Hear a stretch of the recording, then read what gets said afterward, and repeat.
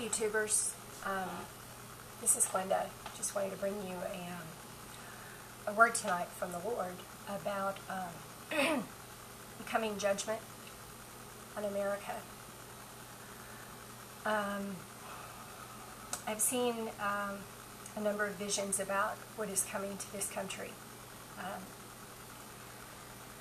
America is entering a very dark time. Some of the visions of a very devastating famine, visions of nuclear attack, of disease. There are a number of people that are having these visions right now and have been having them for years.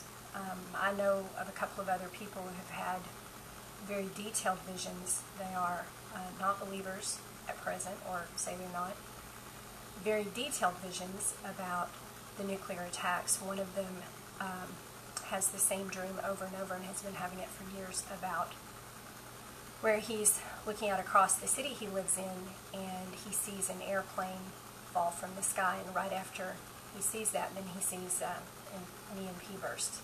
He has military experience, so he knows what an EMP burst would look like. It's a bright flash of light, I guess. The other one has had the dreams for years and years, and they're so horrible he won't talk very much about the details, but what I've been able to learn so far is he feels in the vision dreams that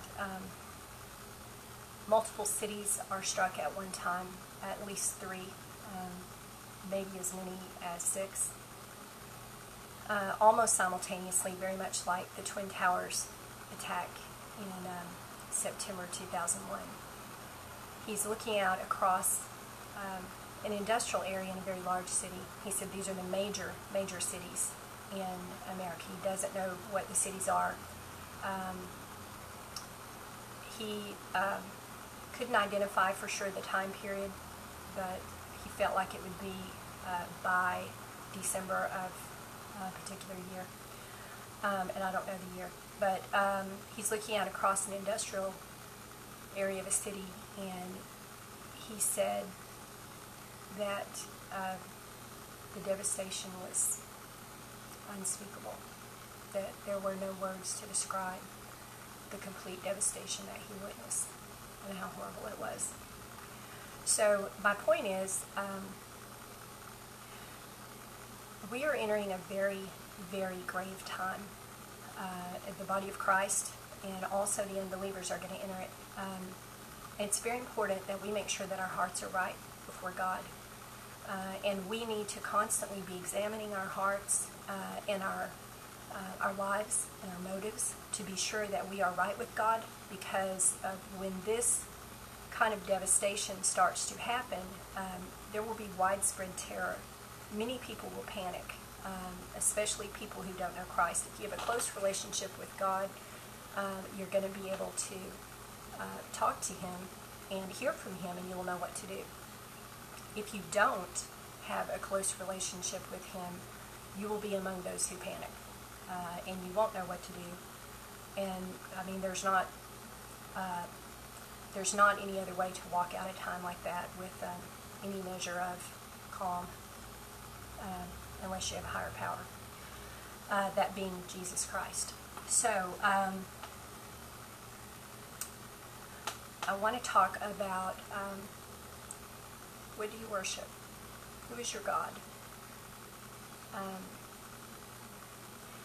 Our hearts are made to worship. We were created for worship. And the nature of our hearts is such that if we don't worship God, which is what we were made to do, our hearts will find something else to worship. And if we don't give God His proper place in our hearts, then something else will come in and fill that space, and we will worship that instead. And I want to talk about how you know what you worship, how you can tell if you're not sure. Because, I mean, obviously, as Christians, we want to be able to say, well, I worship God, obviously.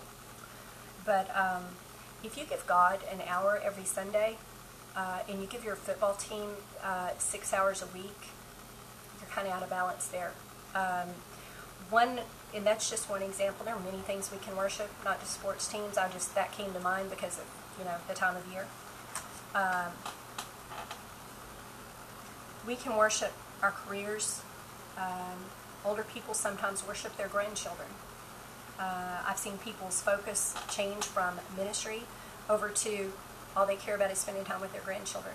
And, you know, everyone wants to spend time with their grandkids. Grandkids are a wonderful thing. But they can't become our whole life. They can't become our gods. Because they're not God, and they can't save you. If you really want to know who your God is and what you worship, look at where you spend your time. Look at where your conversation is. Do you say you worship God, but all you talk about is your career? Do you say you worship God, but God can't get you to give up a particular sin, but you're willing to move across country for what you see as the perfect relationship?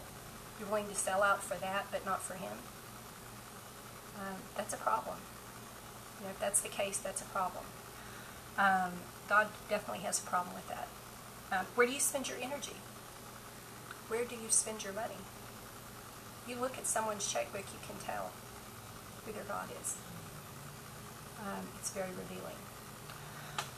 Jeremiah 17:9 says, "The heart is deceitful above all things and desperately wicked. Who can know it?"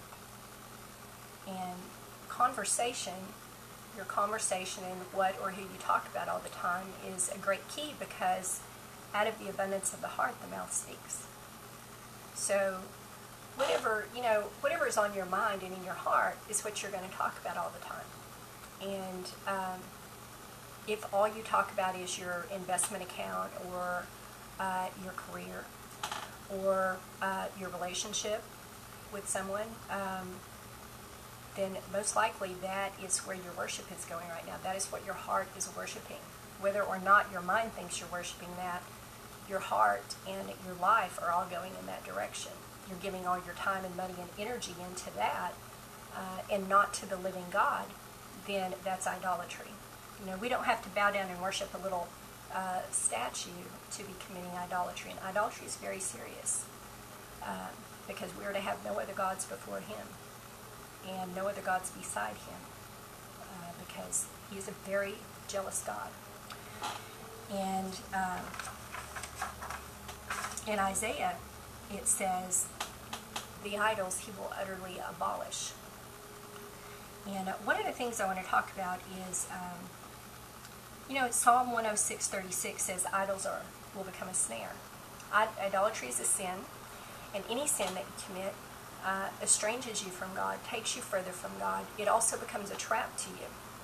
Once you fall into the sin, then you'll want to keep repeating the sin, whatever it is, and you'll fall into that trap, and you'll be stuck there, and it'll become a stronghold at a certain point, and you'll have trouble getting out of it.